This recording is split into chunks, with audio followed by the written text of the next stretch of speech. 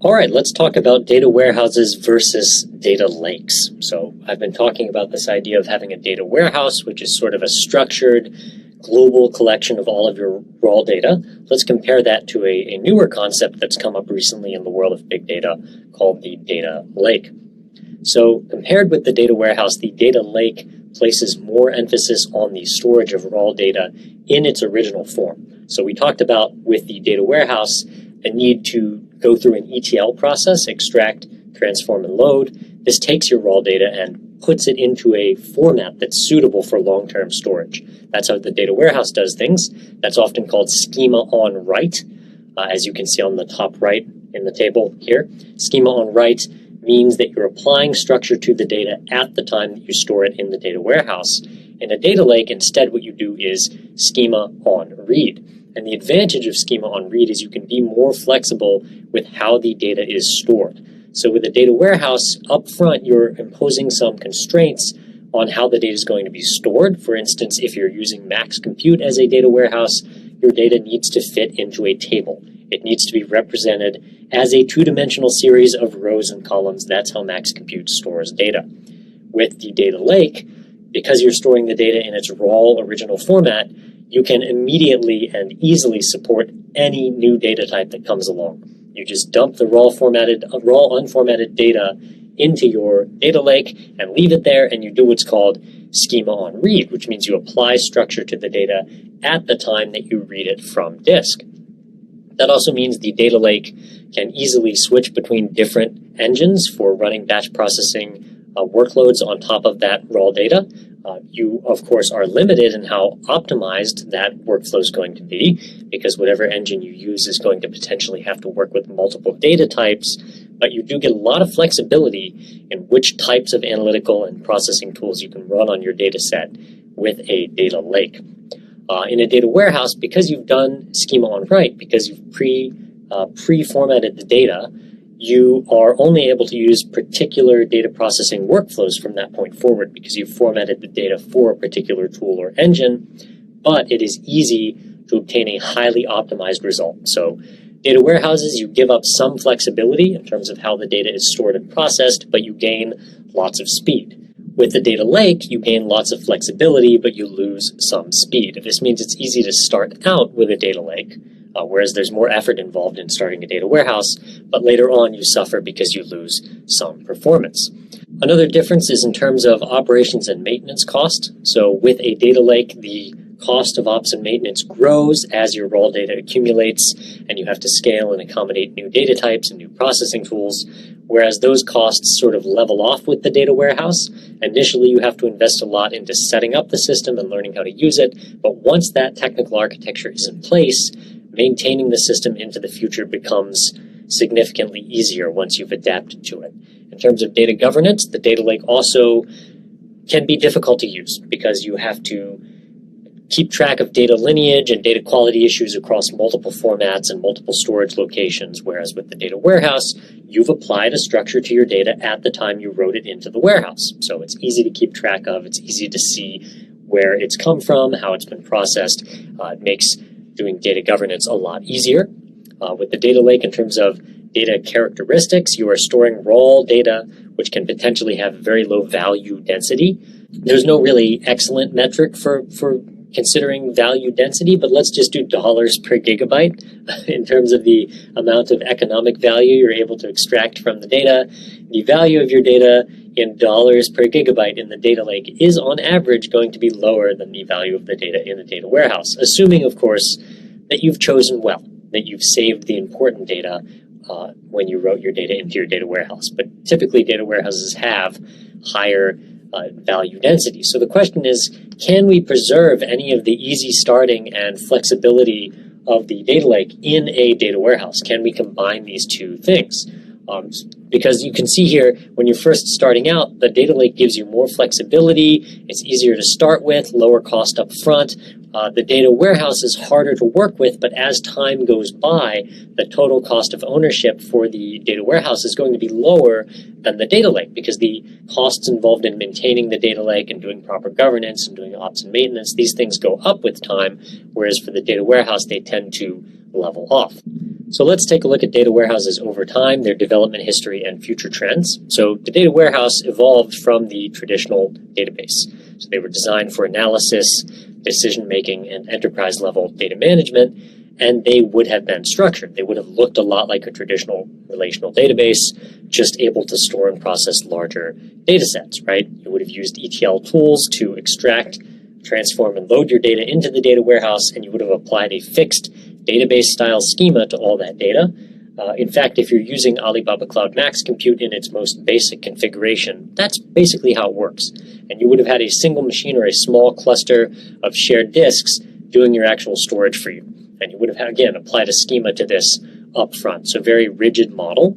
And that was fine, but that had its own limitations in terms of scalability. So we've seen data warehouses scale to embrace techniques from massive parallel processing for distributed storage and distributed data processing, along with the concept of a shared nothing architecture in which no one node in a big data system is critical. So there's no master, or at least truly critical components are kept to a minimum to reduce the odds of a failure.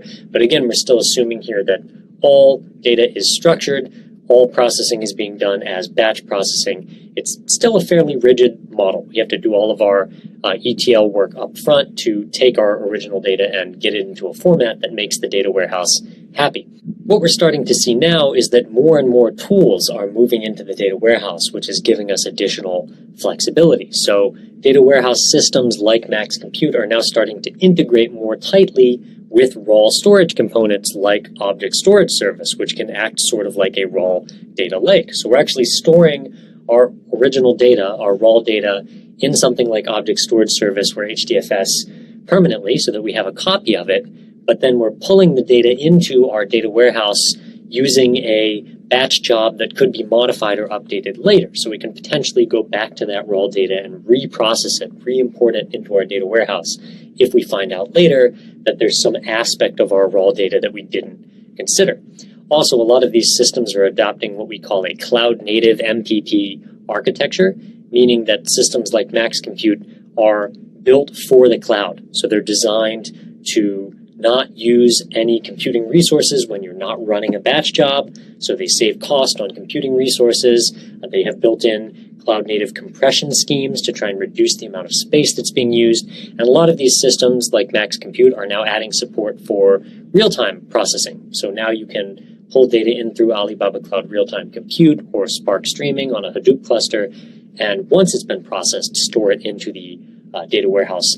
And there's a direct integration between your real-time processing tool and the data warehouse to make that workflow easier to implement. So now you have data warehouses that work as both offline batch processing as well as real-time data warehousing and real-time querying tools. So you can tie these tools directly into the data warehouse to do things like ad hoc queries, real-time analysis, real-time dashboarding, and of course, training AI models as well. We're starting to see machine learning and AI tools get integrated directly into the data warehouse so you can operate on that data to train and deploy machine learning models directly. So that's sort of the future trend in data warehouses.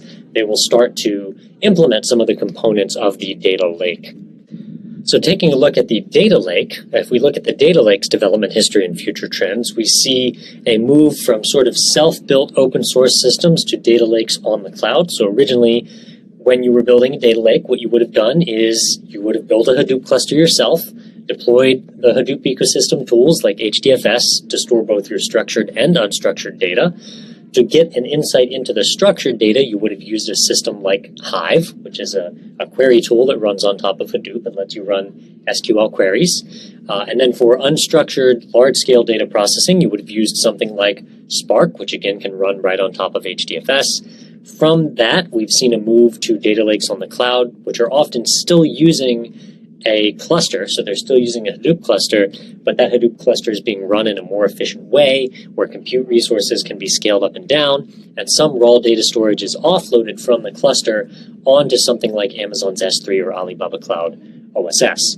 and then you're using serverless data processing capabilities on top of HDFS or OSS to query that data. So you're still using Hive and Spark, but you're running it in a more cloud-native way, and you might also be tying into tools that your cloud provider is providing to you to do things like machine learning or AI or more flexible ETL or real-time analytics.